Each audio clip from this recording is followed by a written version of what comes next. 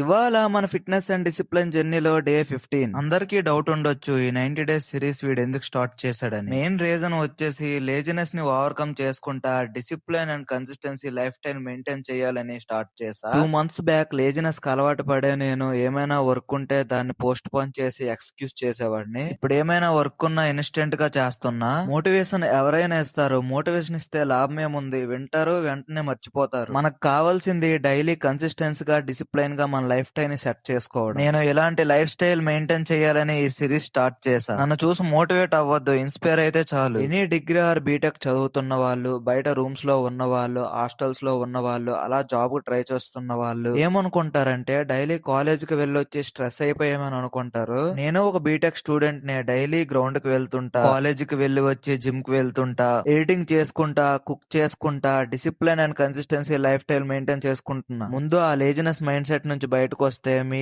Daily life style ని మీరు మంచిగా మార్చుకోవచ్చు. ఈ వీడియో ఇక్కడతో సమాప్తం. నేను మీ Tagore signing off. Bye bye. Content నచ్చితే ఫాలో కొట్టు.